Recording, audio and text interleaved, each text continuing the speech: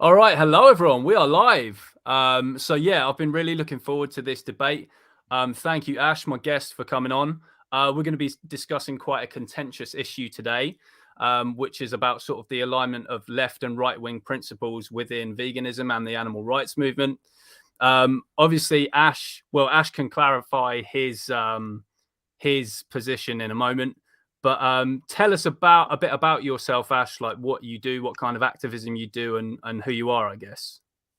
Yeah, cool. No, thanks for having me. I appreciate you having me on as just like a nobody as well. Like, like a lot of streamers and stuff, only want to talk to other streamers that have a platform and to be able to get followers and stuff. So I do appreciate that.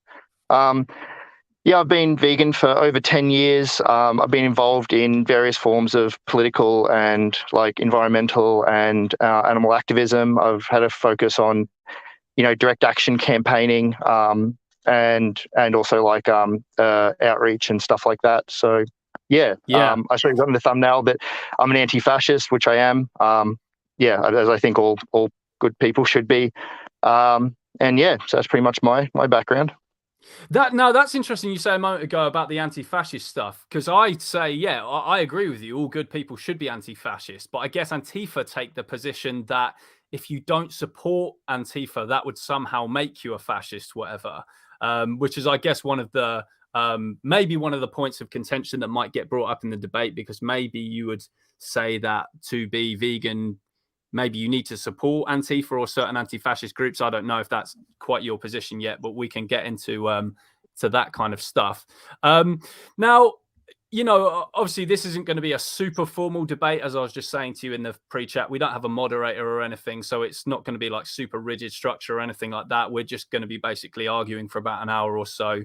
I guess I'd just like you to start by kind of clarifying your position, because recently I guess you made a comment on my Facebook post saying that you believe, now you're different from Ronnie Lee, who I spoke to recently on David Ramsey's channel in a debate. Ronnie Lee holds the position that you cannot be right-wing and vegan. Now, you said in the comment that you can be right-wing and vegan. However, it's actually like a poison to veganism. Right-wing values and I guess the socio-political side of stuff are a poison to the vegan movement. Could you clarify like what exactly your position is about why you believe right wing is a poison to veganism? Yeah, cool. And also, like, just to add as well, I think you can definitely have right-wing vegans, but their veganism is in despite of their political position. I think, like, veganism is a left-wing movement historically, and like, I think by how it like reacts with the world and with society. So I think that, yeah, if someone is a right-wing vegan, it's despite of their right-wing beliefs, not actually because of them or anything like that. In regards to it being a poison for the movement, yeah, I see the movement as a left-wing movement. I see, that the only chance we have of, creating a world where animals are liberated is going to come from a left-wing position. And I think the more we create this big tent sort of style where we open ourselves up to sort of like very like neoliberal and like consumerist veganism and right-wing vegans and stuff like that, the longer it's going to take before we end up like with more animals liberated and more animals being safe from other forms of harm from humans. Okay, right. So I guess this is where my first point of contention would start. Now, you were saying it would take longer if we were to take like if right-wing values are prolific in the movement. I think it might even be a shorter road to veganism. And I actually think that given all the stuff that's happened in the movement lately and how the left has kind of, I think, held the movement back in many ways, they've kind of said the movement, it's like a box ticking exercise, right? That I'm seeing like from the intersectional crowd. They're saying stuff like, in order to be vegan, you have to have this position on this position on that, this position on that. What I'm seeing with that, Ash, is that this is actually causing fewer people to be vegan, right? Because most people in the world would have, I'm sure both you and I can agree, like highly conservative viewpoints. So when leftists say, you need to be left-wing and vegan and veganism is a left-wing movement, I actually think that's slowing down the progress of veganism. What would you say to that? I disagree. I'd also like want to add as well that I think it's kind of weird to look at any political change happening in a vacuum. So to say that, like, we want just a vegan world, it that doesn't really like follow with how we see politics change. Like, we're not going to see a world that looks like ours and that is vegan. Like, like history kind of like, progressive values, they come in bunches. You start to get a few things, you might get, like, racial issues will take a bit of a front foot, or then maybe the animal issues, or maybe the environmental issues. But, when we move away from sort of oppressive or like domineering, sort of cultures or ways of being, we're going to see like other forms of domination and other forms of oppression also fall behind. So I don't really think it matters like how we're going to get a vegan world quicker. I think it matters how we're going to get a world that is vegan, but also like a world without domination of say, people of color. Oh, and before we start as well, I forgot to mention, like, I want to pay my respects to the First Nations people from where I'm at as well. Like, I see like my struggle and the struggle against sort of colonialism and against, like oppression, and the way like colonialism affects animal agriculture as a very similar fight. And I think it's really important that we like, we like aim our struggle with other oppressed groups as well. Now here's where I think there could be more nuance as well with the left stuff. Now you mentioned so I don't mean to cut you off. Before we keep going, I'd like to really get your definition of what like left and right wing is, because I think, I was watching your debate with Ronnie, and I think like you may have some misconceptions of what like leftism is, and I'd really like to hear like if we could, like maybe ground ourselves in that a little bit, if you're open to it. Yeah, sure. I think in this day and age, it can be kind of quite hard to define. I mean, left-wing principles would, I guess, revolve around like the concept of stuff like equality.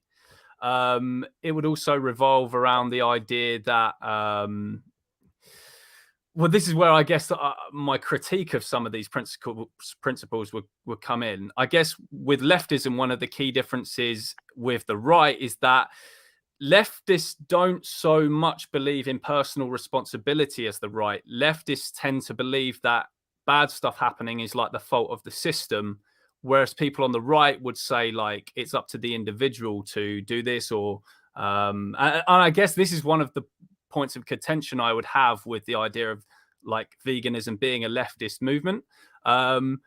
Maybe you're better at defining what the left is than me. Obviously, you're on the far left yourself, so I think you would be probably a better person to define what exactly is leftism in your eyes. Well, I mean, like, so left and right wing came from the French Revolution, where there were those who were in favor of an absolute monarch, sat on the right side of their version of the parliament, and those who were more after I think like a democratic monarchy at the time, or a revolutionary style of being, were on the left side of their political like arena. But there's philosophers will argue over what is like, political philosophers will argue over what is left and right wing politics, but what is mostly agreed upon is left wing values are values of like progressive thought, change, right? Changing a society from where it is now to something different. Mm-hmm. Right wing values tend to either want to go back or keep society where it is. That's the most broad definition of left and right. And so, when we argue whether veganism is a left wing movement, it most certainly is, because it's wanting to change society from where it is now to something very different. If we were to have a vegan world, it'd be completely a different society to what we have now. Right. Now, here's something that I'd like to discuss based on that definition. I guess as a leftist there, you would have given like what sounds like a favorable position of the left and a bad position of the right. The right is keeping what it is. I think there's a lot of hypocrisy coming from the left on this. I actually think right-wing vegans are more than happy to make change where it actually matters, where it counts. I'm seeing mainly the stuff that's holding back change and keeping things in the name of tradition and stuff like that. I'm actually seeing on the left, right? What happens with the left is the left say that they oppose, like tradition and stuff like that, and they're all about progress. But then the minute of an animal rights activist tells someone who isn't white or is an indigenous person or something like that, you should be vegan, the left side of veganism comes in and says, how dare you say that? It's part of their tradition to hunt. You're infringing on their traditions. So the left, when they say, "Oh, we're against, we're against tradition and all that," what they kind of mean by that, in my opinion, is just, the dominant group in society, whoever that may be. But they are more than happy to continue with animal abuse. I'm not saying this is you. This is just what I see from a lot of like the intersectional crowds and stuff. They're more than happy for animal abuse to continue, so long as it's not a white person, so long as it's not an indigenous person doing it. Have you seen that yourself? Would you agree with that? Yeah, and it's definitely like a position which I don't hold, but I also, it's just a matter of like which way you're punching, you know what I mean? Like First Nations people take up such a small percentage of the population. They face, like such oppression anyway, like, like from like the continuing legacy of colonization and like imperialism. It's just not a conversation we need to have. Like, I think, like, yeah, sure. When First Nations, like, first off, there are loads of vegan First Nations people whose voices I'd empower more than myself. Like, I don't really want to talk on First Nations issues. I'll let them talk about it with their community. But I mean, one day when we've leveled the playing field, and then we can maybe sit down as equals and have that conversation. But, right now, I think as people with more power in this system, it's just not a necessary conversation. Let's focus on the rich and the powerful who are actually, like driving animal exploitation, who are normalizing it in our societies, who are like, advertising. Like, let's go after them. It just seems so weird. And yeah, sure, there are some vegans who, will take that like, hypocritical position to some extent. But I mean, that's people who don't, quite understand it, and they're coming from a place of good, right? They're coming from a place of, hey, like, let's not focus on people who are already like, on the exploited end of the power system. So I guess I'd take two issues with what you just said there. One, I guess, would that be that it absolves the idea of personal responsibility with the consumer just based on their demographic, right? So it's saying, almost, it's the rich and the elites who are kind of doing this. You're not actually responsible for the murder of animals, which is definitely a mentality we should get away from as vegans.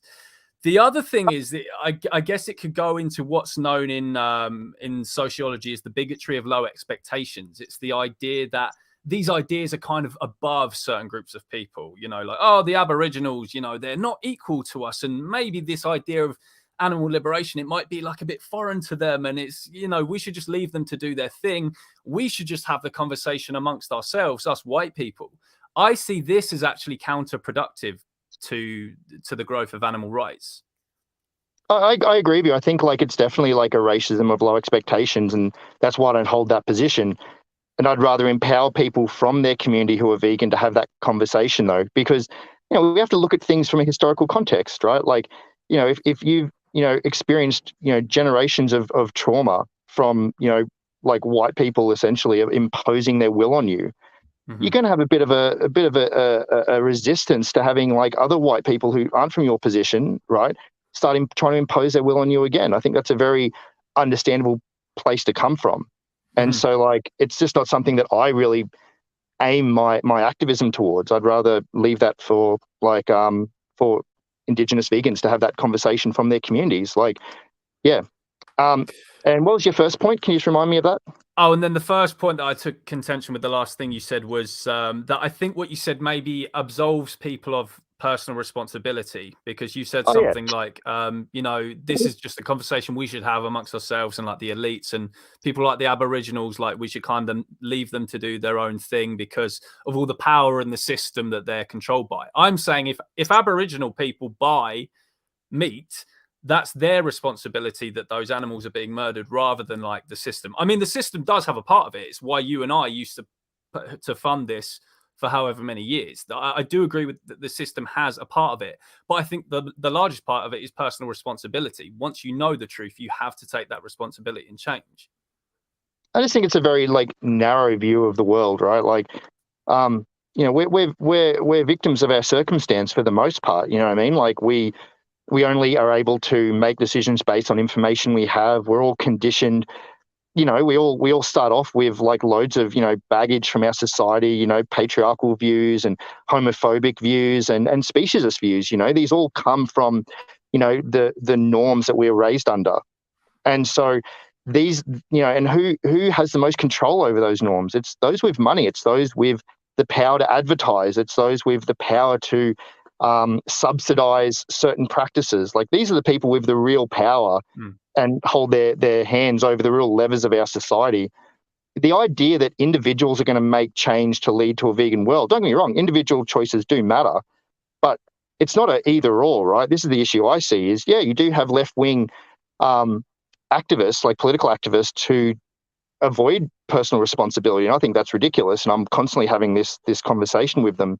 Mm-hmm. However, you do have this like neoliberal, very consumerist society where we think, as long as I buy, my vegan products, and I go to the vegan markets, and I have, and I buy my, reusable Tupperware and all this kind of stuff, I'm saving the world. And it's just, that's not the reality of the situation we live in. We're not going to consume ourselves out of environmental destruction or out of speciesism. A new burger that comes out isn't saving animals. I mean, like, we saw that with the Burger King, or over here Hungry Jack's bringing out the vegan Whopper. Like, we saw, they've released stuff saying their animal product increase went up. Mm-hmm. The numbers don't lie. Let's talk about that Hungry Jack's kind of thing, right? As you guys have it in Australia. Let's say I go into Australia and buy a dead cow burger from Hungry Jack's, and an Aboriginal Australian also does that. Are we not both equally responsible for the murder of that cow, or are you saying that I am kind of like more responsible for it as like the dominant group in Australia or something like that, and then Aboriginal is somehow, it's like, this is something we shouldn't advocate for them not to do. This is just like, you do that, and then you and I, George, we can discuss amongst ourselves whether it was wrong for you to pay for that product. Well, I mean, it all depends on how you look at it, right? I mean, I don't think either of you are responsible for the killing of that cow. I mean, with the way governments subsidize animal agriculture industry, that cow is going to die regardless, right? Like, I don't think we say, that whole lie we tell ourselves when we first go vegan, that, if you go vegan, for every year you're vegan, you save, I forget what it was, 120 animals don't die because you're vegan. Like, that's not based in reality, right? Like, the way the system works is those animals are going to be killed regardless. Now, it's not to say we shouldn't be vegan. That just means we're not directly responsible by our buying choices alone.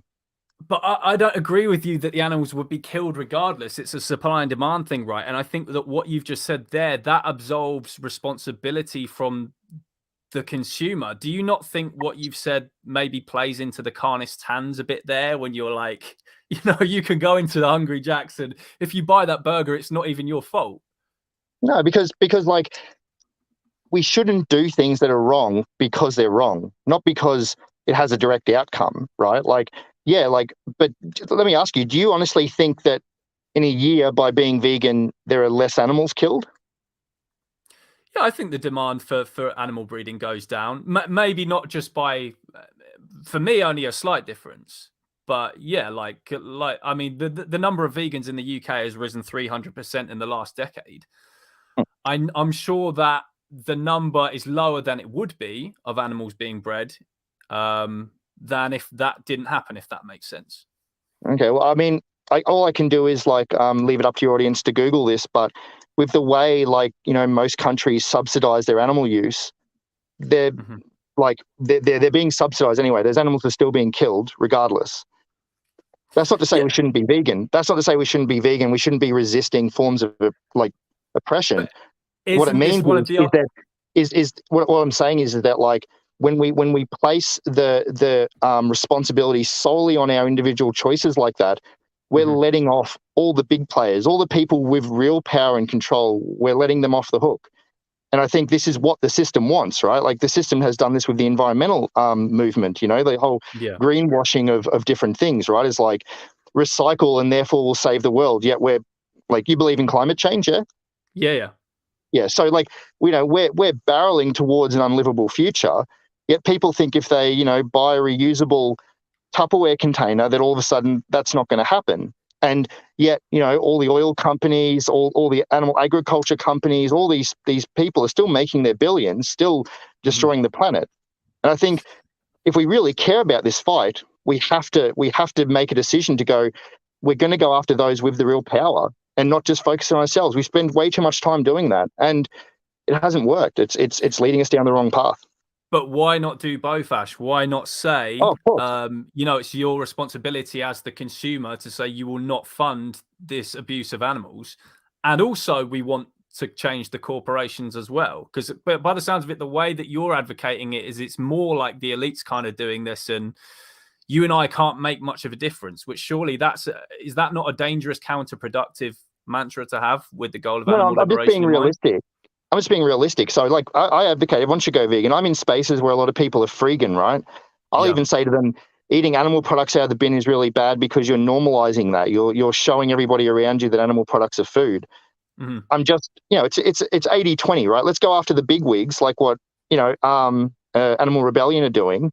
Yeah. And let's stop focusing on like trying to change our cousin to go vegan and having falling out with our families because they didn't go vegan. Like, we spend so much like emotional and like political will trying to turn individuals where the statistic shows most people only go vegan for a little bit. And most people actually go vegan for environmental reasons or for health reasons. And they stop after 6 months.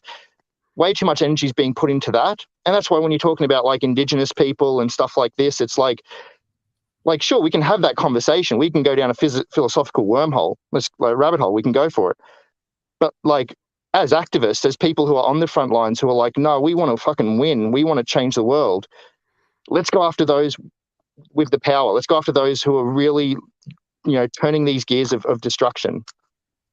I want to move on now to kind of the sociological stuff that you said is poison, because you said that right-wing values are a poison to veganism. And I want to talk about kind of the socio-political side of stuff with regards to the right.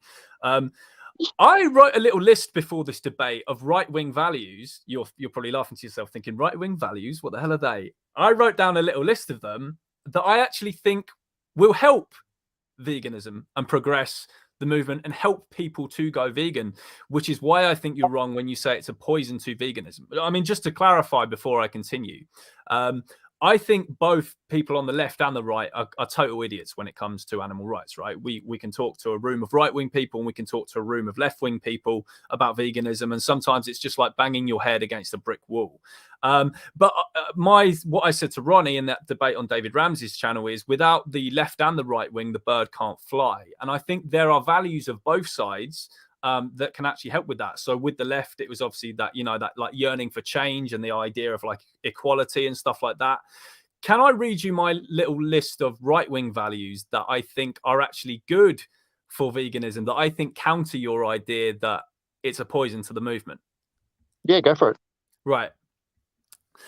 So first, I don't know how much you know about like libertarianism, but there is like the idea of like the non-aggression principle. So it's like you don't harm others, especially if they don't harm you. There's the idea of just like liberty and freedom and stuff that comes with the right. Voluntarism, so the idea that all actions should be voluntary, there should be no coercion. I'm talking about this from the animal's perspective, obviously. Consensualism, everything in life must be consented to, is another libertarian principle. Freedom of market, maybe you'll have contention with that one. I think Ronnie did. The right to bear arms, maybe as an Antifa activist, you might even agree with that in case there's some kind of war that happens. I don't know. Personal responsibility, I think, was the big one for me that I think is key to people being vegan. And I think we're not seeing enough of that on the left. Not conforming to minority cultures. Now, what I mean by that is, if we had like a left-wing vegan society, I think that would be more likely to say, oh, let the Muslims do like the halal slaughter and stuff like that. Otherwise, it's like infringing on, their religion. That could be like Islamophobic, that kind of stuff like that. Whereas a right-wing vegan society would be more likely to be like, no, if you come here, you adhere to our principles, kind of thing. And then, sorry, I know this is a long list, but two more things. Freedom of speech and anti-censorship, I think, are very important, very, very important to the growth of the animal liberation movement. And then the last one was the whole kind of like facts over feelings mantra. I think a lot of the left is kind of like feelings based, whereas the right is, well, maybe you would disagree with this, more facts based. And they would, I think there's more kind of logic coming from them on certain topics. And you know, there are illogical things that right wing people say all the time as well, obviously. But that would be my list of points. Those are all right wing principles that I just listed there. Are they not good for veganism? What makes you say that it would be poisonous? Can we address them one at a time? Sure. Let's What's the go. first one? Yeah, so the first one was pick whichever one you like, whichever one you feels whichever one you'd like to address first. I don't no particular order. Sure. I guess we've done the personal responsibility one. I guess we spoke about that. Let's talk about all right, let's talk about freedom of speech and anti-censorship. I think stuff like big tech censorship, which seems to be massively supported by the left, I think that's a massive danger to veganism. And when Trump was going to come into office recently, one of the things that he said he would do is he would take on big tech. I'm not seeing that from Biden or the left. It seems to me like the Democrats and big tech are in kind of collusion to like control the spread of information over the internet. And I do think that the left does have a problem with freedom of speech, whereas the right is more like, you know, if you're offended by something, get the fuck over it. I have the right to say this. And I actually think this is helpful to veganism.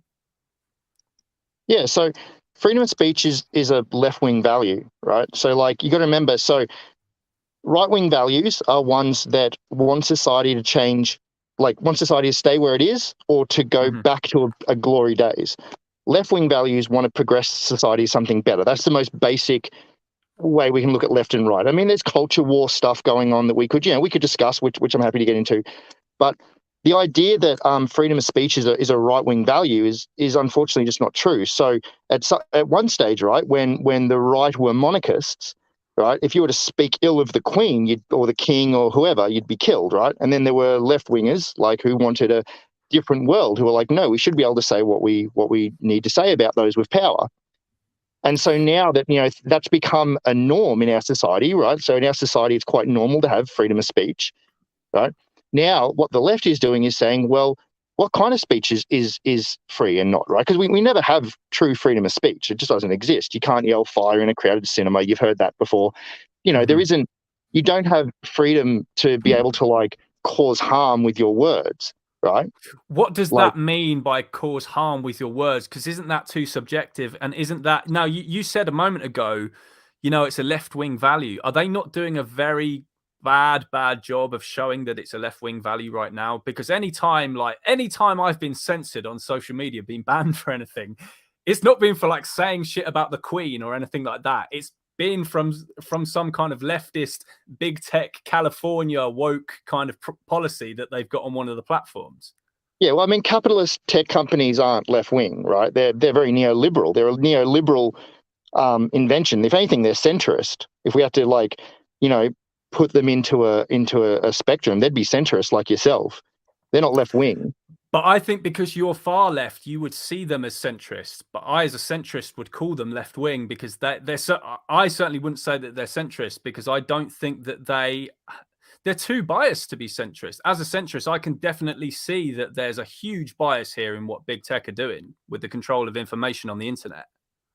You know, I don't know. I'm not going to come in to defend big tech. Like, fuck big tech. I got no support of them. Like, yeah. I definitely think, you know, like, you shouldn't be able to get onto a massive platform and lie. You shouldn't be able to get onto a massive platform and like incite people to like harm.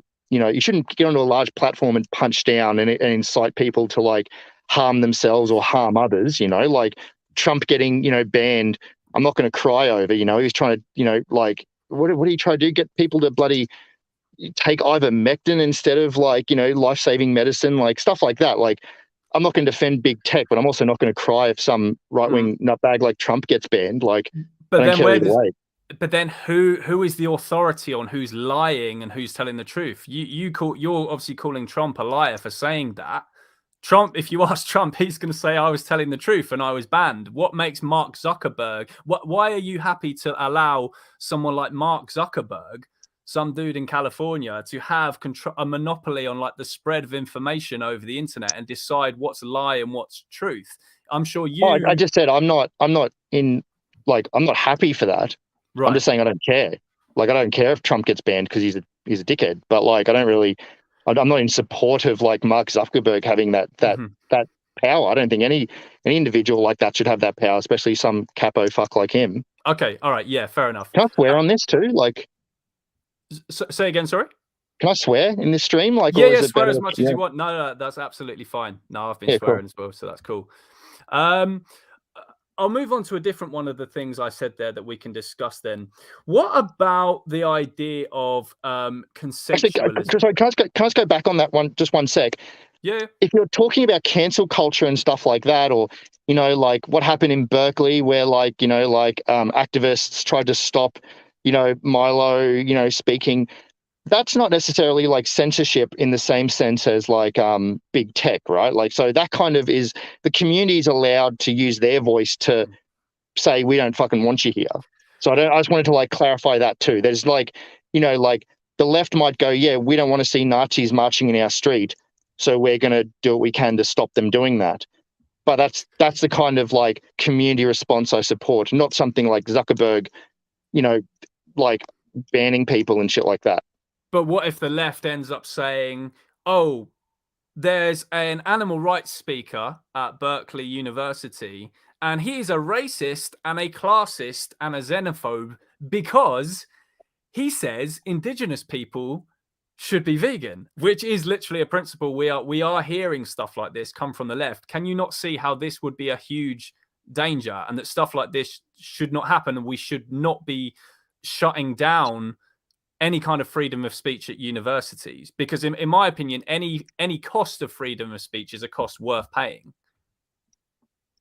Well, I think like, well, we haven't seen that, right? So I mean, like these what ifs are kind of, you know, I think the community will have to respond to that, right? Like, this is how community organizing works. Like, the community hopefully, you know, wouldn't do something like that. But what we are seeing is people who do have these platforms who are dishonest, and they go out there and they punch down. You know, they go out there and they try to make the world a less safe place for those who are already marginalized and vulnerable. I mean, we're already seeing that directly. So I think, you know, I think we should shut down if big agriculture, if someone who works for the beef industry is having a rally to promote beef or something, right? We should go and shut that shit down. Like, you know, we don't have time anymore to, you know, debate like, you know, people who have like just clearly bad ideas, clearly ideas that are going to hurt people, that are going to cause harm. You know, we're past that now. But what makes someone the authority on that? It's not one person, it's the community. It's a community response. Like, I think, you know, is that not an appeal to popularity? You're just saying, well, the majority think that this person's view is harmful, therefore he should be shut down. Well, I think it's for those who give a shit, who care, you know, like, I think like it's not about who's most popular. It's about what the community in those areas want to do. So, but what if I want to have the right to speak about animal liberation, no matter who it offends, and then the community decide that this somehow marginalizes people for me to have this platform, and this is bad. Like, surely if we go by your mantra here, this could be dangerous for animal rights, no? Well, we're not seeing that, so I'm not too sure. And if like, which part of the community you think would rise up against that? Like, I'd assume that if you were to have a part of the community who were going to come and shut down someone talking about animal rights, it'd be conservative farmers, right? It'd be like people that are from, you know, say in the States, they'll be from the Bible Belt and stuff like that. You're not going to really see that from left wingers. We are seeing it from left wingers on the campuses and stuff. Like, if you look at like the blue states in America, if you advocate like animal liberation, if you go to the uni campuses there, you actually often have an easier time talking in the red states than you will in the blue states, because you get all these woke students coming up to you if you're an animal liberation advocate there, saying you can't bring these views here because, you know, it marginalizes so and so. But it is actually happening, and I do fear that this could happen, and this could be dangerous to animal rights. You said, well, this isn't happening yet, but remember, we live in a carnist society, and if we go by the principles you're advocating here, when you just say, well, the community should be able to just shut that down. We don't have time to allow these people to have the right to their speech. Where does that leave us as vegans? We're less than 1% of the population. Yeah, it all depends. Like, I mean, the community is not going to, and I think we can have arguments over like what's justified, right? And so if someone's like advocating for harm, all right, or advocating in a way that leads to a vulnerable group in the community being harmed, then I think the community has a right to defend itself. I would argue then that like that doesn't fall under the vegan side of things, because vegans are not advocating for anyone to be harmed. They're not advocating to marginalize any groups. They're doing the exact opposite of that. Well, it's good that you say that as a leftist vegan, but unfortunately, leftist carnists, especially those on the far left, they don't share your belief on this. They do believe, Ash, that me and you are causing harm. They say that we're ableist. They say that we're classist. They say that we're racist. Have you not seen this yourself, like in Antifa? Oh yeah, circles? I get it all the time, you know. But this is coming from vegetarian and freegans as well. Right. Like they're not. Like quite often, it's just a misconception of veganism. Once you actually talk to them and say what I said to you today about not punching down, about not trying to enforce our views on an already marginalized group. Let's go after those with power. They come on board. They go, oh, okay, you get it, right? Like it's only when you have this like really like domineering approach where you're like, no, we have to win, right? It's this whole like Steven Crowder, prove me wrong type mentality. And that's what all these like people who go in and make these gotcha videos do. They're just like, oh, all I've got to do is make vegan porn essentially and be like, oh, we gotcha, I proved you're a hypocrite. But these vids are good, no? Like from Earthling Ed and stuff. You don't agree with him going to these campuses? No, gotchas don't change people's minds. People don't go, oh, you got me, therefore I'm going to go vegan. It's just to make other vegans go, yeah, you got him. Like Earthling Ed is more on the mild side of that, but for the most part, these kind of gotchas, they don't build bridges, right? People's communities, they change from the inside. They don't change from someone coming from the outside and going, you're doing a shit job, you're a hypocrite. No one changes. But when you come in and go, hey, like, I agree with you. I think, Indigenous people should have their rights. And I think, we should be protecting the environment. And I don't think we should be hyper-focused on the individual. They'll go, oh, shit, yeah, you get it. You're on our side. And, yeah, this debate happened, throughout history. So at one stage, leftists were homophobic. At one stage, leftists were racist. They were classist, even not classist, sorry. They were patriarchal. And women and people and leftists of color and, queer leftists have had to come in and go, hey, this fight is our fight too. And the culture and the community has changed. And now all it takes is for vegan leftists to come in and go, hey, you've got some misconceptions about what veganism is. I'm here with you. I'm standing side by side in solidarity.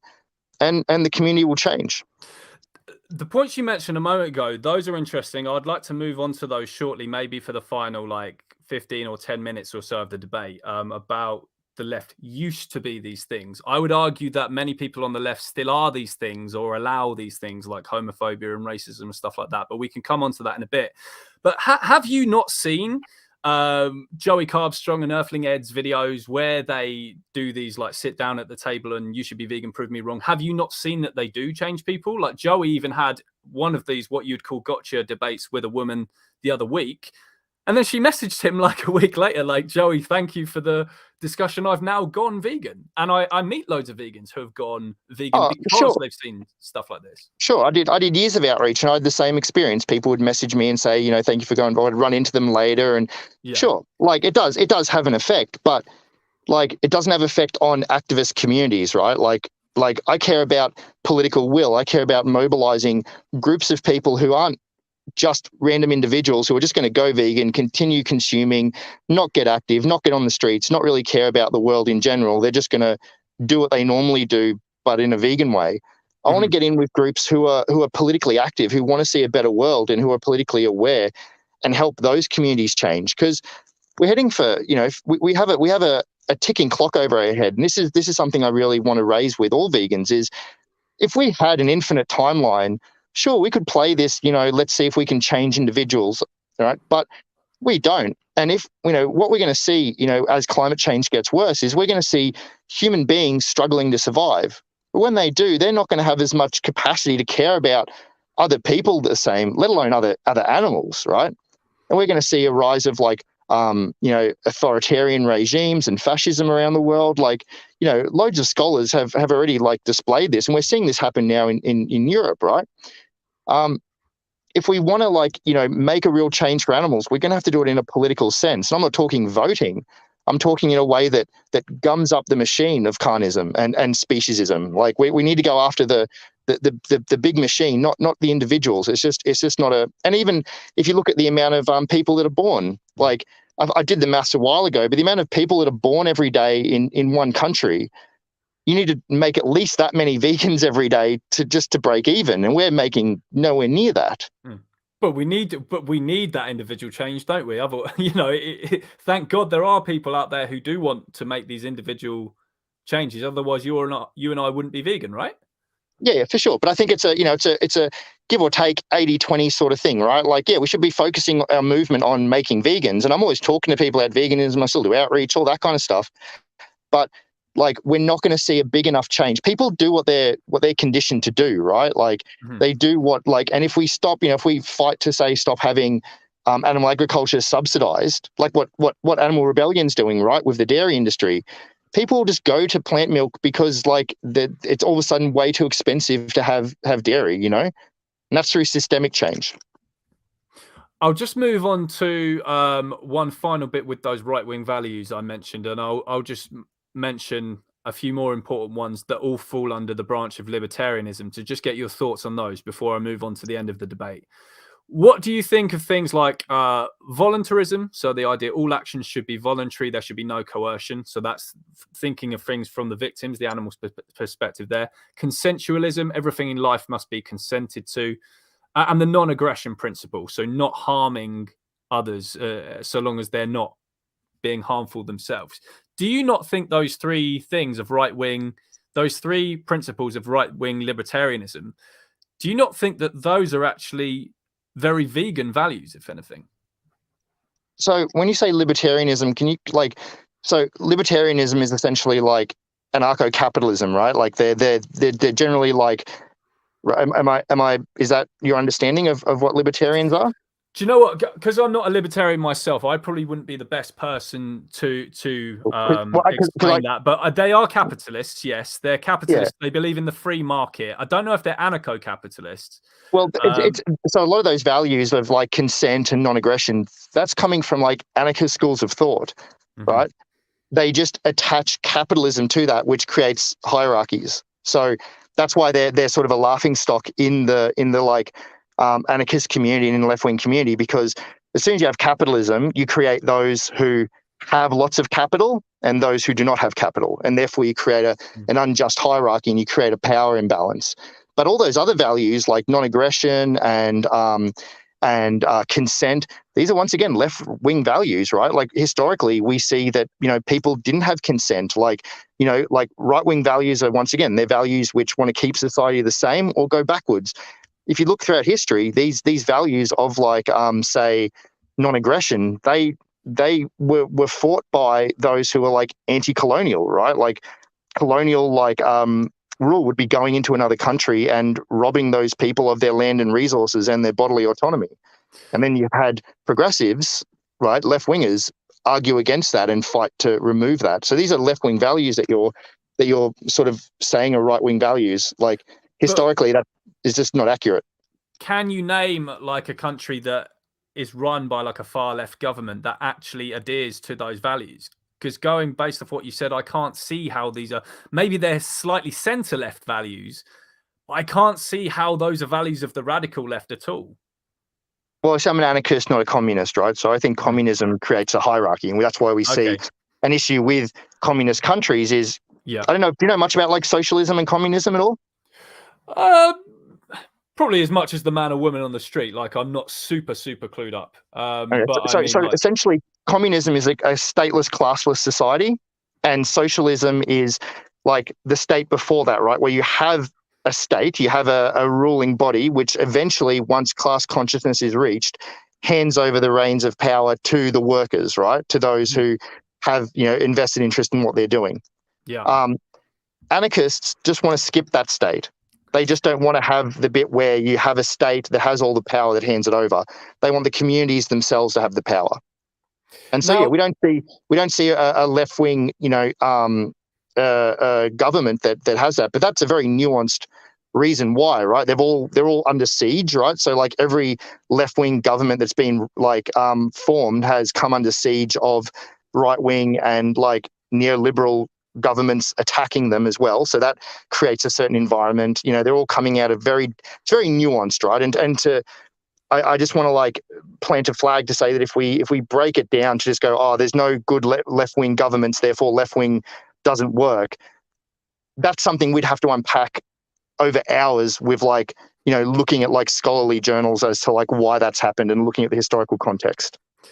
I want to mention two massive violations of what we were just discussing that I saw recently coming from the left with regards to not only being supposedly anti-capitalist, but also with regards to what you said are left-wing principles such as voluntarism and consensualism. I'm not going to say the word here in case the stream gets like demonetized or bombed or whatever, but the V word, right? Recently, I saw it was only people on the left who were like kind of coercing people to get this medical procedure for their body that they might not want, and kind of pressuring people and bullying people, saying you should get this or you're a this and you're a that. The other thing I saw was the BLM hysteria in 2020, which completely violates anti-capitalist rules. BLM raked in like hundreds of millions of dollars. So just the complete opposite of anti-capitalism. And a lot of it was based on leftist like coercion, bullying, threats. Do you not think that it's going to sound silly for the left to say we're against, consensualism is our principle and anti-capitalism is our principle and voluntarism is our principles when these two things happened recently? Well, I mean, once again, it's nuanced, right? So I'll address them backwards. The Sure. BLM stuff, I'm not really over, right? I don't think there should be lots of money in politics. I don't have my face covered because I'm worried about like my identity. I have my face covered. I don't think the idea of streamers like doing this or activists getting paid is a good thing. Look what happened with James Aspey. I don't think that. I think I think tying money and politics up is always a bad thing. I don't really know much about BLM. I know that it's a bunch of right wingers that have made that documentary about them. I don't know the facts around it, so I can't really talk. You know what I mean? I think, look, if they were like, squirreling away lots of money and not using it to help the community and stuff like that, well, that's a fucking shit thing to do. And that's, I don't know what else to say about that. Like, no left-wing person's perfect either, right? Like, we have to talk about the actual values, not about like, there's loads of left-wing people who've done bad things and loads of right-wing people who've done bad things. We have to talk about what are the values that like drive that. But it was only leftists who were bullying people and coercing people to donate to this capitalist conglomerate that's BLM. Oh, by the way, regardless of the documentary, I haven't even watched the documentary yet. This happened regardless of what the documentary said.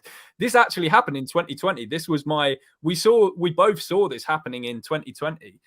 I know you say not every left is perfect, blah, blah, blah, but this was like a mass coercion, mass bullying from people on the left to give your money into the massive bank balance of this corporation. I can't see how these things are leftist values. How are people bullying people to give money?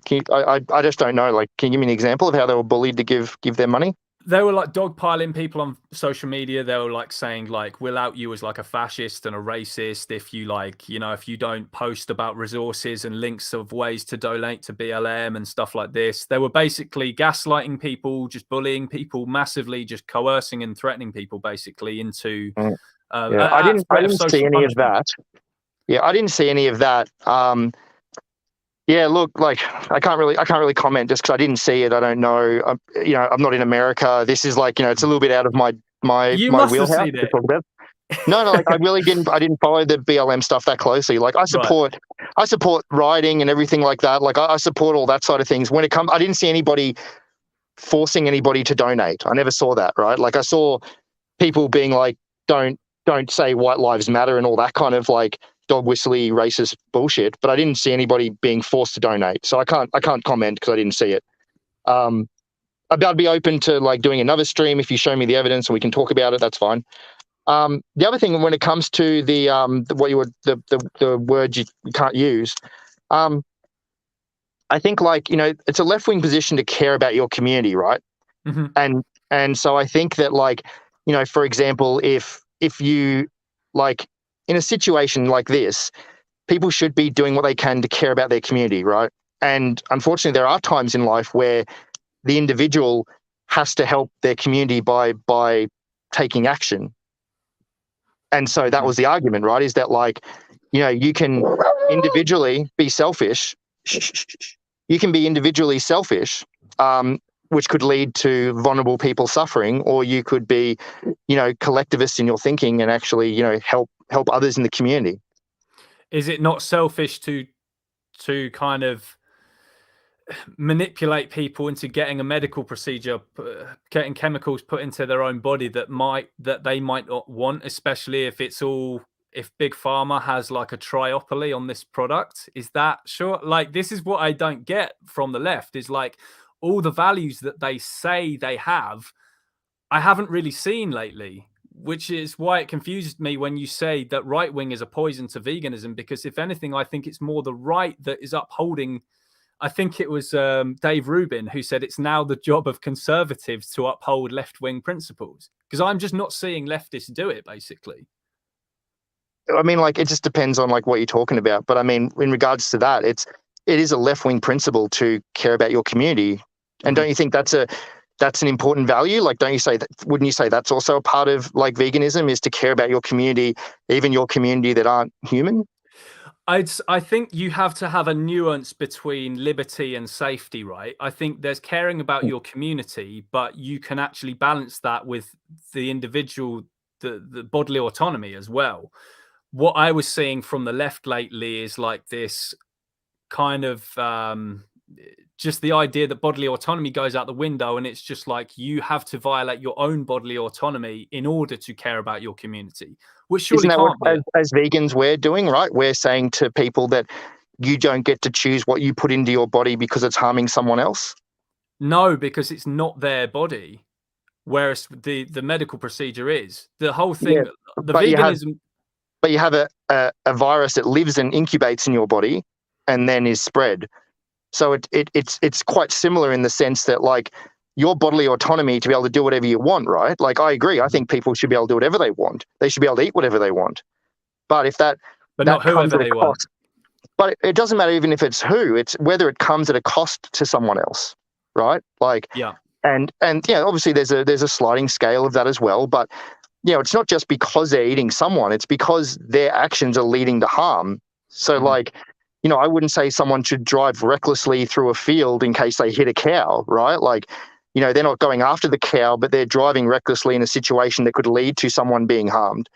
It's the same thing with this. It's like, you could potentially have a virus incubating in your body. You would be asymptomatic, and you could give it to someone who's immune compromised and kill them.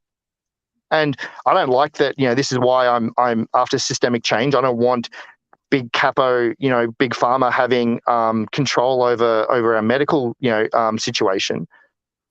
So I'm not in support of that, but I'm in support of people caring for their community. Before we finish up, I've got a few questions for you as well. If before we finish up, so whenever you're ready. Oh, sure, yeah. Can I just read this question here from Abs? It's not a question. I just want to see you respond to this comment. He said, literally, some of the worst right wingers believe that they care about their community. So, how would you respond to that? Yeah, sure. I mean, like, there are farmers that say that they love their animals. I mean, you have to look at like the outcomes of their decisions, right? It doesn't matter what people think. It's the outcomes of their choices and their political thinking. So Yeah. let's yeah. So can I ask you a question? Yeah, go for it. Yeah. So you said a while ago that you would support. You want to see a world where say men's rights advocates and feminists march together for veganism. Do you remember that? Yes. Now, I'm not equating the two. I just want to see if this tracks. Would you also want to see a world where neo-Nazis and anti-fascists march together for animal rights? I think if someone has such a dangerous view that they literally want to gas others, something like that, something like as extreme as Nazism, it wouldn't work. So my position from the start was people who hold such extreme views like that should not be allowed in those spaces. But you know, it was much more nuanced, like what I said. Yeah. Okay, that's fine. So there is a sliding scale there of harm, right? Yes. So there is a point where we will say, hey, we don't want certain people in our communities. Yeah. And so there's a conversation to be had there with, in regards to men's rights advocates, or like, you know, I'm just picking that because that's what you used, but yes, you know, there's a conversation to be had there. And this is where I think, and this is where I've watched some of your stuff before, is you're quite ambiguous with your words. Like, you know, you're quite like, you know, with Ronnie Lee, you said something like, you know, we need the left and the right wing of this bird to be able to fly. Yeah. That's just kind of some random truism, right? We're not talking about a bird. We're not flying anywhere. Like, you know, it's kind of ahistorical to look at things that way. Yeah. And a lot of the talking points I see you bring up quite often are kind of just kind of culture war pundit sort of stuff. And I think you owe it to the community, I think, to have a decent political understanding and learn what these movements really mean. And one thing, yeah. So I guess my question is then, if you weren't happy with fascists, where do you draw the line? So which group, which is like overtly like causing harm or making a minority group uncomfortable, where do you draw that line? Right. This is an interesting way to end the debate, actually, because I think this is actually the question that I would also ask you guys. Now, leftist vegans took issue with me saying that, right? I would ask the same question to them. Would they ban Muslims from marches because of homophobia and sexism within Islam, for example? Yeah, so I think it's a kind of Islamophobic to say Muslims, right? Like there are Muslim fascists, there are Muslim Islamophobes, but there are loads of Muslims who aren't like homophobic, aren't queerphobic, that aren't fascist, right? Like the idea that we're going to label a group as having this, right? Like the groups, like a group as large as, say, the Muslim community, right? And then which Muslim community, like from which part of the world, to label them all as that's the issue, right? Like, because they're not like. Haven't you debunked your own argument there? Because you could just apply that to men's rights activists. You could just say not all men's rights activists are sexist or something. Of course, right? But if you look at the majority of them, when you're saying like men's rights advocates, like feminism is for everybody. Like as Bell Hooks said, right? Like feminism is about men's rights. The idea that there's a men's rights advocacy group, and like, you know, I've paid attention to these groups. They don't have a good understanding of what feminism is. They're quite often anti-feminist, right? These aren't a group of people based on their like birthright, like the Muslim families and Muslim groups that are born into their community. These are people that have chosen a group identity based on their politics. So it's not quite the same as saying the Muslims or whatever, like, because these people aren't born men's rights advocates. They've chosen this based on a matching beliefs. But Islam is a political ideology as much. It's not a race or anything like that. So I can't see why you would say it's Islamophobic to say that most Muslims hold X views, because most Muslims worldwide do have homophobic views. Like I'm talking about the vast majority. I think most people in the world hold homophobic views, right? They do, because most people are religious. Islam no, but not just the religious, right? Like, would you say you have any homophobic views? No, I don't know. Okay, well, I still do, right? Like, I was raised in a homophobic society. I think it's kind of silly to say that we don't, right? Because we all have patriarchal, homophobic, speciesist views that we're all trying to unlearn. To think that we've come from our society and left all that baggage behind, I think is a trap. I think this is where those kind of views then hide, right? Because we're not looking at them.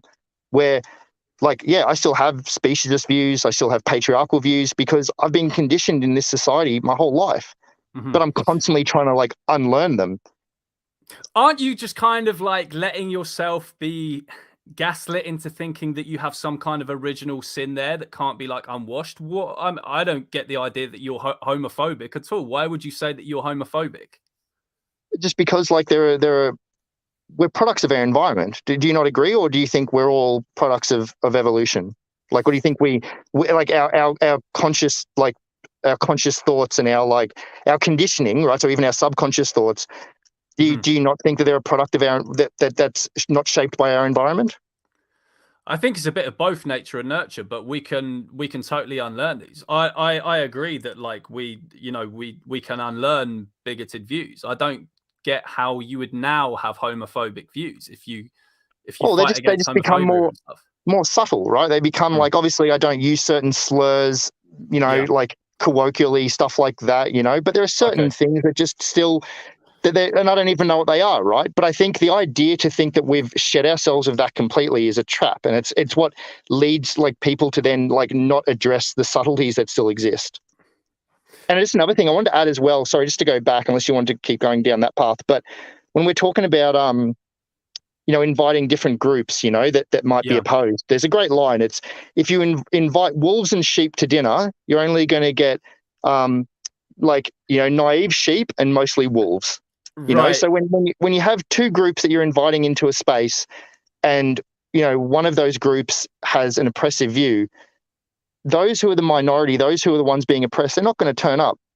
And I think like as a vegan movement, we want to be like moving away from having other oppressive groups within our own. We want to be like shedding that from our society, our communities, I mean. Right, but it's down to that person who doesn't want to turn up not to turn up, because every single person on this planet's views are subjectively oppressive to someone else. Who the hell is the authority in who decides who can turn up at this? You ask them out and go, where I draw the line. I would draw the line at those who literally want to murder others there. Like, of course, I wouldn't want a Nazi at a march because they want to herd Jews into gas chambers. That's not going to be safe for the Jews at the march. But I'm not going to start saying, you can't come to, because you are a pro-lifer and your view like marginalizes so-and-so in this way, and you can't come because you're a Muslim and you believe in a religion that believes in this. Oh, and you're a communist, and well, communism causes this, and oh, and you're a capitalism and this causes this, and you're an anarchist. Do you not see how where it gets really, really messy here? Of course, we can scale it down, but I think to leave it at just who directly calls for the murder of someone, I think that misses by a mile. You know what I mean? I think there are different groups who who want to uphold certain systems that lead to people's deaths, right? Mm-hmm. That we could say, hey, like that's not okay. We don't want that in our community. Like Muslims? Well, to say Muslims, I think you're tarnishing a huge amount of the globe in a certain way. Yeah, definitely. If there are people like from the Muslim community who are homophobic and openly homophobic, yeah. I don't want them at rallies, right? But I'm not saying it's Muslims, it's homophobes. I don't care what kind of homophobe they are. But would you write off men's rights activists by that whole thing? Would you just write off the whole of the men's rights community, or would you just say you can come if you're a men's rights activist, but you have to tick these boxes? I'm not sure. I don't know enough about like the men's rights advocacy group wanting to come. Like, I mean, it's a bit, I'm sure there are like certain positions. I guess if they're anti-feminist, that's probably a better way to put it. If their advocacy is anti-feminist, yeah, they can fuck right off. So Ab says, I'm telling you, 99% of Muslims are blatantly and openly homophobic. Now, I know Abs, he comes from a Muslim background himself. What would you say to his view that the overwhelming majority of Muslims are homophobic? I don't know. I'm not from that community. I mean, like, I'm sure, like I said, most of the world is homophobic, right? Like most non-Muslims are also homophobic to some degree. Like I just don't know where to go with that. Mm-hmm. Yeah, I guess this is my key point of contention, right? Is that we don't have anyone who can be the authority on what's oppressive and what's not within the animal rights movement. I'm just going to read a few more comments here that you can see if you can respond to. Let me have a look.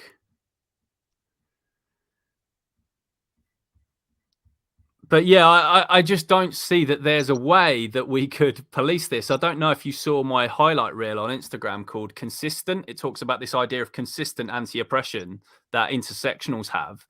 I basically make like little examples of like people of every single sort of political demographic that you could have, and talk about how their views will be subjectively considered oppressive to someone else. So this is what I just can't see how this would work. Do you see what I'm saying? What do you think sorry, I always get confused when you say intersectionals. What do you think intersectionality is? So intersectionals, basically, I believe they abide by two principles. One is that veganism is as much a human rights movement as it is an animal rights movement. And two, veganism is a radical left movement. Okay, because do you know what intersectionality is? Have you looked at the theory? Well, the theory was devised by, was it Kimberly Crenshaw? And it talks about how different people suffer different forms of oppression based on their demographic, whatever it is. But the way that modern intersectionals are operating is definitely based off those two principles that I was talking about there. Well, I just think this is like it's once again, it's like a culture war kind of buzzword to label someone intersectional. Intersectionality is just a lens in which people view the world, right? It's just like understanding an individual or a group based on like different like axes of like oppression or like privilege. And to say like intersectionals do this, it's kind of like a nonsensical phrase. Like, I mean, it's something which kind of like the sort of like reactionaries have picked up to be like, but I don't understand it. I mean, like, do you not think that there are like forms of like oppression and privilege in society? Yes, but I think it's circumstantial. So I don't believe in like overall things like you have white privilege, you have male privilege. I believe there are certain situations that could work in your advantage if you were white, but there are also certain advantages that could work in your favor if you were a minority, if that makes sense. Oh yeah, it depends on the situation, but that falls within the framework of intersectionality. Yeah. And we're looking at like, you know, the general like society as well, right? So if you look at it from a wide lens, it's like, on average, do you think somebody with fairer skin in, say, Australia or the UK is going to have, like throughout their life, is going to have more privilege or less privilege because of their, you know, if they're white? Since the woke came the establishment, I would say from now on they're going to get less privilege because they're like their opinions are like shut down more easily. They're the only group that you're openly allowed to criticize. I definitely would have agreed with you historically, but now that kind of like the leftist ideas have become the establishment, I would disagree. And this is where I think it becomes more nuanced. This could be like a whole another long conversation though. This could be just like a fucking, yeah. I guess it's just like the literature and those who study this field would be very much would very much disagree with you. You know what I mean? And I guess like, you know, I guess I would turn myself over to those, you know, who study this for a living, and they would very much disagree. And when you say the woke has become the establishment, like, I don't know anywhere where the woke or the left is the establishment. Like, we're living in a consumerist capitalist society run by predominantly white men. Like, where is the woke the establishment? Because it's safe for you to say that. We like those on the far left don't have the radical or controversial opinions anymore that could get them cancelled. The woke now control like what it is that you can and can't say. So it's like you must post your black square, you must have this opinion on gender, you must have this opinion on immigration, and you can keep your job or whatever it is. Whereas if you go against these certain things, it's your ass who could be on the line or get cancelled. What I mean by the establishment, by the way, I'm not talking about like the royals or anything like that. I'm talking about the mainstream narrative that's peddled by like, you know. Sorry, you've gone really your signal's breaking up and gone a bit funny. Sure. How much of that last bit did you hear me say? I can hear it, but it's just really distracting. It's got like a crackly robot-y thing over the top. Has something changed at all? I'm not sure. Maybe my signal's weak. Apologies for that. Apologies for anyone in the comments who's hearing me roboting at all there. I was just saying, mate, what was I saying? Remind me what it was that you asked me. I was saying that if you know, if we're predominantly run by you know, white, you know, blah blah blah, that, you know, how has the woke become the establishment? Yes. So basically, it's now the woke who have the safe, uncontroversial, unradical Sorry, opinions. it's getting worse, dude. Can I I'm just going to try to just see if it's me. I'm just going to switch to a different kind of sound thing and see if that changes it at all. Sure. Yeah. Go for it. Go for it.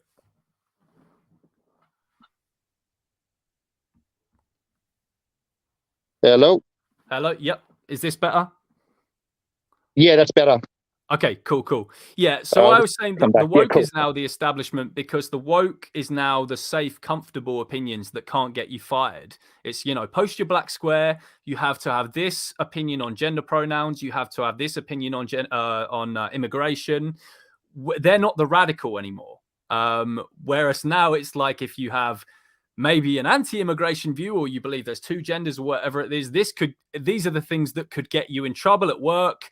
They could, someone mentioned in the comments here, PayPal could freeze your account because they don't agree with something that you said, or it's what's being pushed by like the big tech, the celebrities, the sports teams, the late night shows, all that kind of stuff. That's what I would consider like the establishment views. And this is what I would call like the woke establishment. Well, it's just like society's changing, right? Like, do you think people should be able to say the N-word in public and be openly racist like they were, 70, 60 years ago? No, I don't believe people should be able to like harass people on the street or anything like that. Do you think they could use the N-word just in common parlance? You know what I mean? Like on TV, that kind of thing. Do you think if sports stars were to use it and that kind of thing? Do you think like or pick anything, right? Do you think like homophobia on television, that kind of thing? Do you think that should be allowed? No, but this kind. Well, I guess it depends how you would define what would be this or that. What would be bigotry in what kind of way? But these are kind of things. Those are more like blatantly obvious things that I was born in like the late 80s. Those things were already introduced then. But I'm talking now. It's becoming like the woke has become. I'm talking about the proper woke stuff. It's like you have to have this view on like gender, for example, how many genders there are. This could get you in trouble, like at work. Like if you said and same with being racist at work, right? Like things change, like society progresses, right? So like what was seen as normal 60 years ago is no longer seen as normal, and what was seen as normal 10 years ago. So there would have been a version of you 60 years ago saying, hey, like the woke mob's out of control. I can't say the N-word anymore. It's my freedom of speech, like it's the woke mob. They're canceling me if I say the N-word. It's just, there's always going to be like a reactionary, this is the right wing side of it, right? They want to go back to or keep society where it is. And then you've got the left who are like, hey, like we don't have to have these oppressive views. You don't have to be able to like say things which clearly like oppress somebody else. Right, but Ash, these are the people who are in power and who are controlling what you can and can't say right now. So this is why I'm saying it's the establishment, if that makes sense. When you mean by power, what do you mean? They're the people who control what you can and can't say. Like, but how? Like who? Who are you talking about exactly?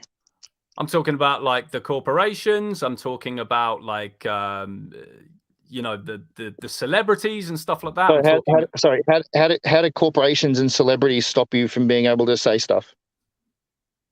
Like at your workplace or getting you cancelled on social media with like pressure campaigns, and there's a lot of like there's this idea of social punishment and stuff that the woke side has brought in. Well, that's called accountability, right? Like that's always existed. So, for example, if a woman, would have like say in the 80s raised a comment about her boss sexually harassing her, right? Then she probably would have got fired or not promoted, right? She would have been seen as an uppity so-and-so and, she causes trouble. So cancellation has always happened.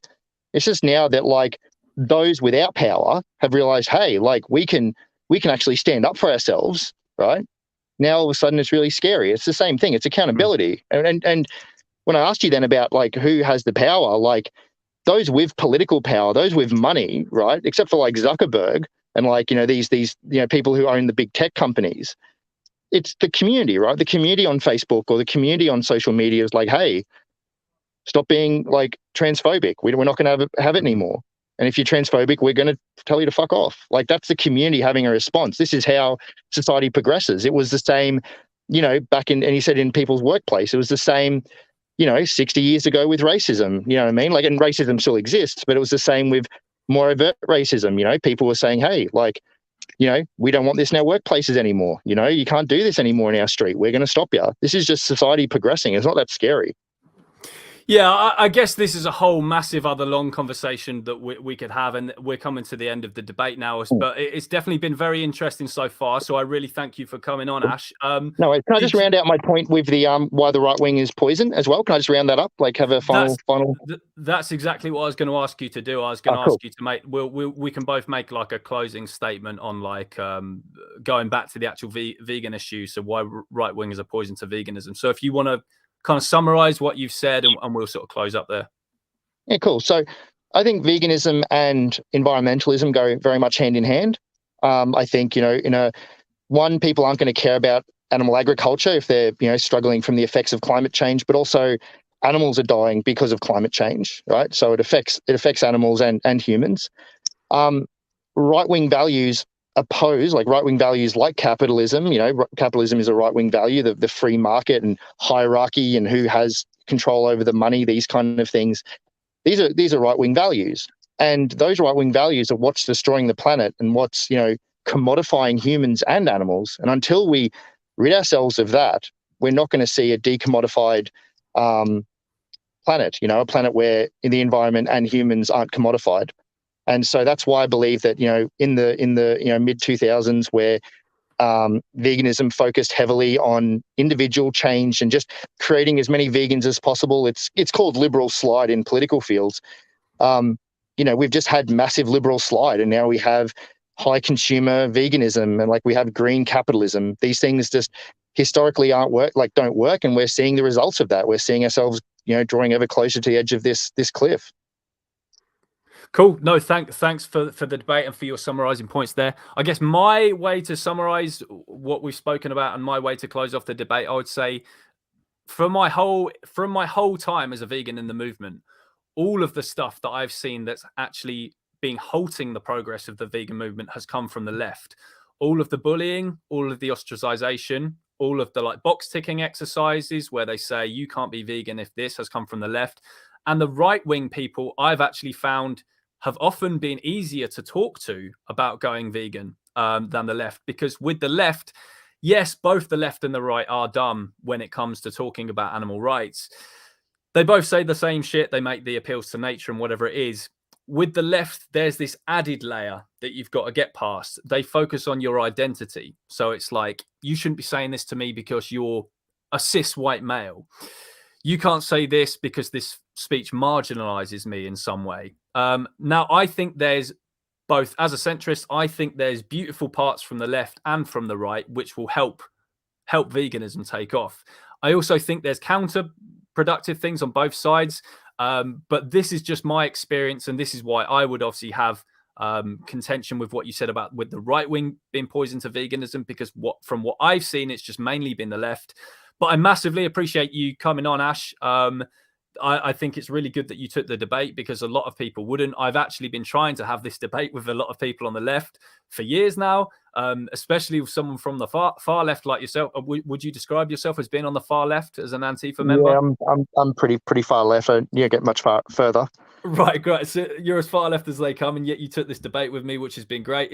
I think it's gone down pretty civilly as well. It was respectful. There was no ad homs or anything like that, and yeah, it was good to have a conversation with you, my man. So thank you so much. Cheers for having me on. Yeah, cheers. Thanks a lot for your time today, and get a good night's sleep. And yeah, I'll respond to some of these comments now. And yeah, thanks a lot, and feel free to share it wherever you want once it goes up. No worries. Thank you. Cheers, dude. Have a good one. Bye. Right. Thank you guys for tuning in. I hope you found that an interesting watch. Yeah, that was definitely interesting. Good to see all your comments there. I'll just respond to a few, Lucio says, trolls are overwhelmingly right wing. I've seen it many times. Maybe you're talking about the anti-vegan trolls there. There are a lot of idiots on the right who do write the dumb bacon comments and stuff. I've personally actually found it easier to talk to right-wing people. The most effective piece of activism I ever did with the most open audience was on David Nino Rodriguez's YouTube channel. He broadcast that to like, I think 30,000 views that got. I saw loads of people change and say they were changed by watching me advocate there. And that's like a right wing, quite like, a sort of pro-Trump sort of patriotism audience. So I think it depends who it is, but yeah. Aaron Lee says, all capitalism does is deliver the goods and services that consumers want. If consumers change what they want, the products change. Yeah, I'm sure if Ash was still on the stream, he would obviously find that a massive point of contention. He would argue with you there, but I definitely agree with you there. This is why I think actually a capitalist system can in some way benefit veganism. In societies like Cuba and stuff, you just eat whatever the fuck the government sends you, like in a ration pack. Whereas here we actually get to control the demand of the number of how many animals are murdered and stuff like that with our wallet, which I think is a good thing. Let's have a look. Yeah, thanks, Abs. Hope you enjoyed it, mate. I'm glad that you tuned in. Yeah, I'm looking forward to sharing this around. I think it went well as well. David says, cheers, guys, and especially Ash for coming on and having the discussion. We need more conversation and less emotional attacks when we disagree. Absolutely. A lot of the Antifa crowd would rather just like shut down shit and not have the debate. He did say that about certain things. He did say that certain people shouldn't have platforms to speak and the community should be protected and stuff like that. So obviously we're in massive disagreement with him about that. But it's good that he did come on and he actually sat down and discussed this with me respectfully. So that was good. Just read a few more comments, folks. Meanwhile, someone being an animal abuse enabler is allowed to keep his platform.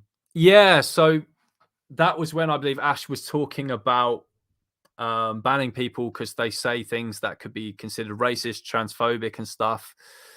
But yet the tech companies keep on people who support animal abuse. Then again, we do live in a carnist society, so that's just the way that it's going to go, I guess. But yeah, obviously for vegans, it's fucking frustrating that we see that we can get banned for saying something subjectively offensive.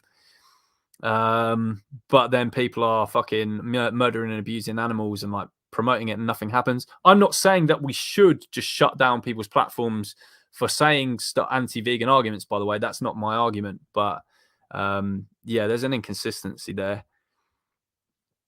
Lucy, another comment from Lucio. Vegan Gaze just had her live taken down because she showed slaughter footage, preventing Asmongold's community to see a response from.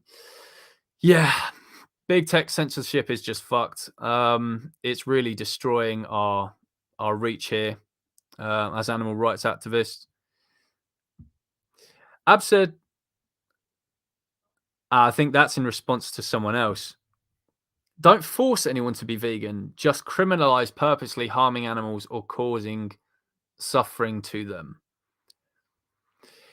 Yeah, but they would be purposely harming animals by buying animal products. If you buy a wool sweater, if you buy a pack of bacon, you are purposely harming animals. You're paying for the demand. So in a society, if we want a vegan society, we technically would have to force people by law.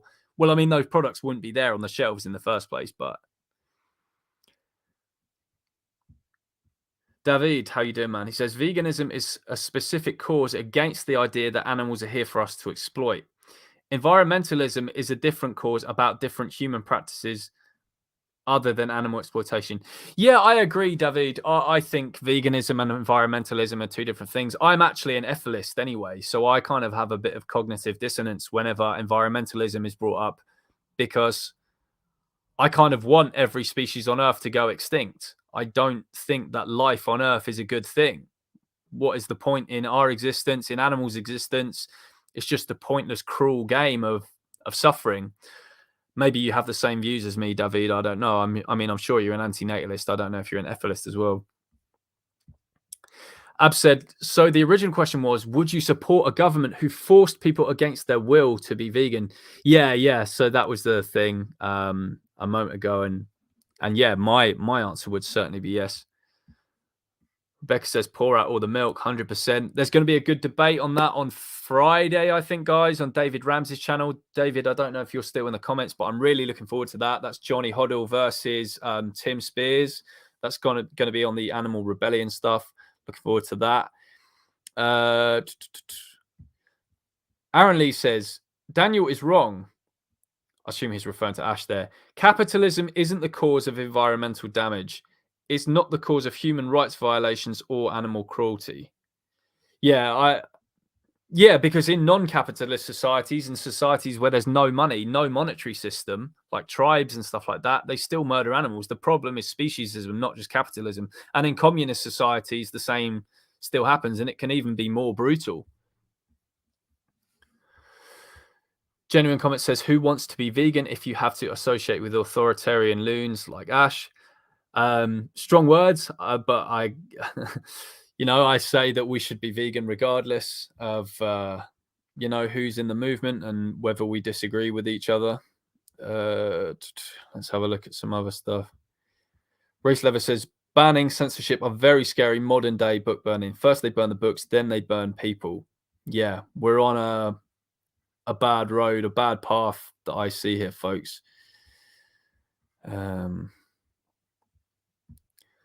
I'm going to keep calling people homophobes what they are, homophobes. I assume that's in response to Ash saying that he has homophobic views himself. Again, I wasn't clear on what he meant by that. He was talking about how we're all born into like a oppressive society and stuff like that that's racist and homophobic stuff and stuff. But I still don't get his point on how he would still have such views, especially if he's fighting against them. I'll just read one or two more comments, guys, and then I will sign off. Most intersectional vegans, says Aaron Lee, believe all forms of oppression and privilege intersect, and therefore that they all must be combated together. Yeah, my problem is that they have a monopoly on what it is that they deem to be oppressive. So this is a huge problem because what they consider to be anti-oppression, other people consider to be oppression. Lawrence said towards the end, finally this chat gets interested. What, was it boring before, Lawrence? Let's read one or two more. Yeah, agreed, Aaron. Hang on, Daniel. Most vegans who call themselves intersectional do not understand intersectionality. Yeah, they massively divert from whatever Kimberly Crenshaw's fucking theory was, and they've just turned it now. I think they've very much bastardized the term, to be honest. Are they even truly intersectional?